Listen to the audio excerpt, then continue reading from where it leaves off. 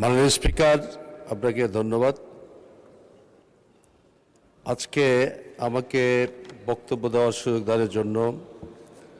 মাননীয় স্পিকার, এবারের বাজেটের প্রধান ক্ষতিকর দিকগুলো মধ্যে রয়েছে উচ্চ মূল্যস্ফীতির কারণে নিত্যপণ্যের বাজারে চাপ বৃদ্ধি করবে, রাজস্ব আদায়ের উচ্চাভিলাষী লক্ষ্যমাত্রার ফলে সাধারণ মানুষের উপর পরোক্ষ করের চাপ বাড়ার আশঙ্কা রয়েছে এবং কালো টাকা সাদা করার সুযোগ রয়েছে।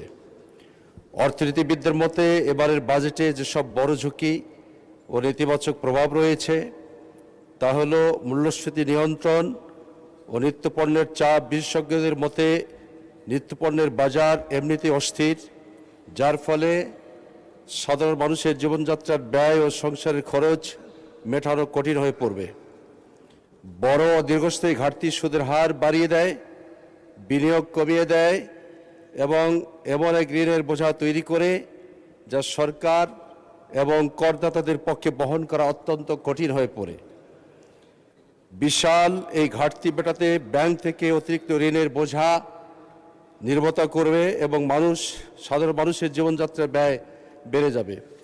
মাননীয় স্পিকার, আজকে বর্তমান সরকারের ঋণ 21 ট্রিলিয়ন অর্থাৎ 21 লাখ কোটি টাকারও বেশি, যা মোট দেশজ উৎপাদনের জিডিপি প্রায় 38.9% থেকে 41-এর মধ্যে অবস্থান করছে।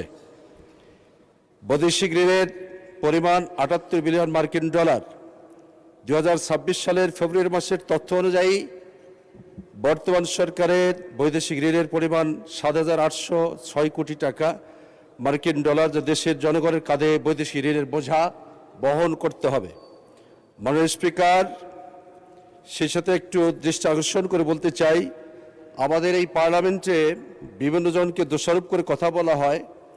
সেক্ষেত্রে আমি বলতে চাই, যেমন বলা হয়েছে যে জনাব ফখরুল ইসলাম যেমন ইসলাম নন, জামাতে ইসলামী ইসলাম নন, তাহলে অন্তত সরকার দেশের সকল ইবতেদায়ী মাদ্রাসা সরকারিকরণ করে প্রমাণ করুক যে তারা ইসলাম বান্ধব সরকার।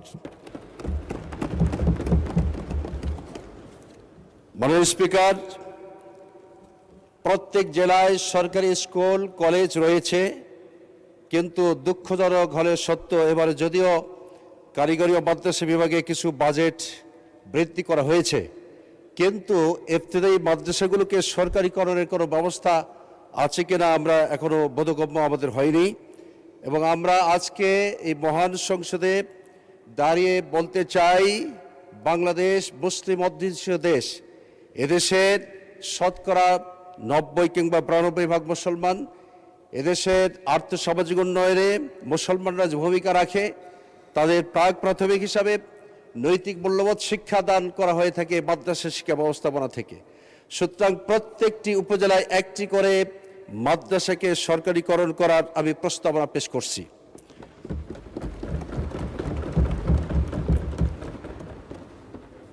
মাননীয় স্পিকার, একটা গল্প বলতে হয়, চাইলন এবং সূচ এর কথোপকথন। চাইলন সূচকে বলে যে তোমার পাছায় তো ফুটা, তুমি আবার বড় কথা বলো কিভাবে? সূচ চাইলনকে বলে, চাইলন রে, তুমি শুধু আমার একটা ফুটা দেখো, কিন্তু তোমার পাছায় যে হাজারো ফুটা তোমার মুখে।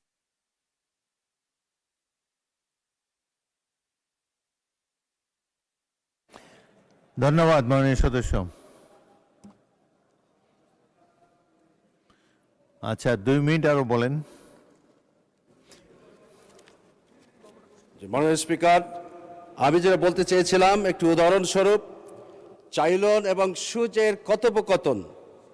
চাইলন সূচকে বলেছিল যে তোমার পাছায় তো ফুটা, তুমি আবার বড় কথা বলো কিভাবে?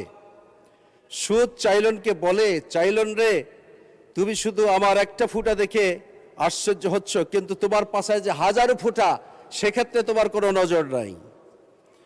মাননীয় স্পিকার, মাননীয় সংসদবৃন্দ, এখানে যারা রয়েছেন সংসদ সদস্যগণ, আমি সকলের দৃষ্টি আকর্ষণ করতে চাই, সরকার এবং বিরোধী দলের সবাই মিলে কিন্তু সরকার ব্যবস্থাপনা আমরা চাই যে সবাই সহমত পোষণ করে সকলের ভদ্রতা ভব্যতা রেখে মহান সংসদে আমরা জনগণের ভোটে নির্বাচিত হয়ে এসেছি কথা বলার জন্য, এলাকার উন্নয়ন করার জন্য এবং দেশের আর্থসামাজিক উন্নয়নে গরিব দুঃখী মেহনতি মানুষের জন্য আমরা কি করতে পেরেছি সে বিষয়গুলো আমাদের আজকে ভাবা দরকার। আমি সেই ক্ষেত্রে আমার এলাকার কিছু কথা তুলে ধরতে চাই। জোবার ও টিমলা উপজেলার পরোক্ষ প্রত্যক্ষভাবে ৭৪% মানুষ কৃষিকাজের সাথে যুক্ত। এখানকার প্রধান কৃষি ফসলগুলো হলো ধান, পাট, তামাক, আলু, হলুদ, মরিচ, তরমুজ সহ প্রায় ২৫,১০০ হেক্টর জমিতে আবাদি জমি প্রচুর পরিমাণে শাকসবজি সহ ফলানো হয়। কিন্তু অত্যন্ত দুঃখজনক, সরকারিভাবে এখনও এই সকল শাকসবজি এবং ফলমূল সংরক্ষণের জন্য কোনো হিমাগারের ব্যবস্থাপনা করা নেই।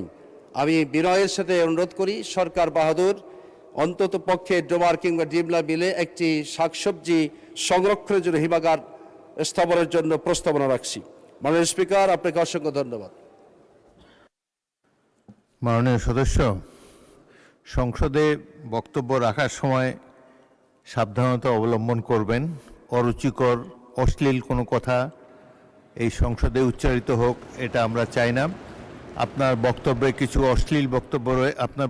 কিছু অশ্লীল শব্দ রয়েছে, সেগুলো এক্সপাঞ্জ করা হলো।